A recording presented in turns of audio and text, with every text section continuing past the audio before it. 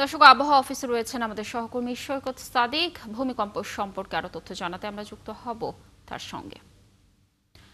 সৈকত, নিশ্চয়ই শুনতে পাচ্ছেন আমাকে। গতকালকে একটি তীব্র মাত্রার ভূমিকম্প ছিল এবং আজকে আবারও ভূমিকম্প হলো। আবহাওয়া অধিদপ্তরের যারা সংশ্লিষ্ট কর্মকর্তারা রয়েছেন কি বলছেন তারা এই ভূমিকম্পর বিষয়ে জানাবেন।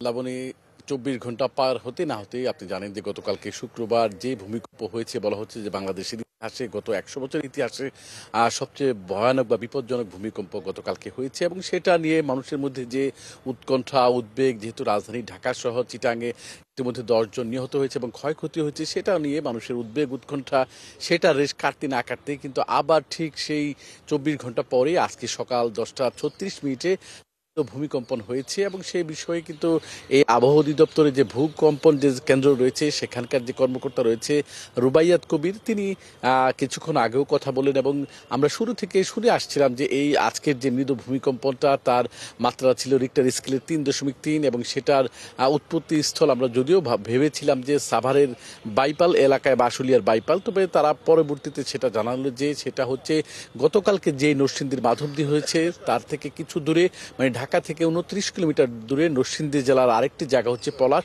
সেখান থেকে এই মৃদু ভূমিকম্পনটা হয়েছে। এবং সেটাকে তারা বলছেন যে গতকালকের ভূমিকম্পনের যে আফটার শক সেটাই হয়েছে এই মৃদু ভূমিকম্পন। সেটা নিয়ে বেশ উদ্বিগ্ন হওয়ারও কিছু নয়, কিন্তু আবার সতর্কও থাকতে হবে। যেহেতু তিনি উদাহরণ দিলেন নেপালে যে ভূমিকম্পটা হয়েছে সেই ভূমিকম্পের পরে কিন্তু বেশ কিছু মৃদু ভূমিকম্পন বা আফটার শক হয়েছে, সেইভাবেই কিন্তু বাংলাদেশে কালকে যে ভূমিকম্পটা হলো তারই 24 ঘন্টার মধ্যেই এই 3.3 রিক্টার স্কেলের মাত্রার যে মৃদু ভূমিকম্প সেটা কিন্তু হলো।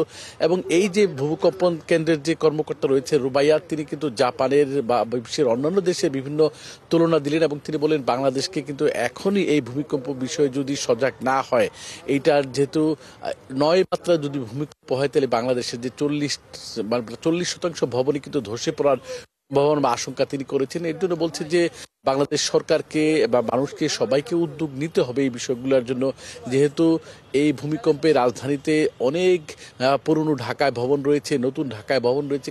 গতকালকে যদি আমরা বলি যে গতকালকেই তিনি উদাহরণ দিলেন শুধু ঢাকার, পুরান ঢাকা, নতুন ঢাকা না, চিটাগং, নরসিংদী বা নারায়ণগঞ্জ সহ অনেক জায়গায় যেহেতু কেঁপে উঠেছে, সব মিলিয়ে যেহেতু আজকেও আবার মৃদু ভূমিকম্পন হলো, এই বিষয়গুলো নিয়ে এখন পর্যন্ত তাদের কাছে যে হচ্ছে যে মাত্র ঢাকা থেকে 29 কিলোমিটার দূরত্বে এই আজকের ভূমিকম্পটা হলো।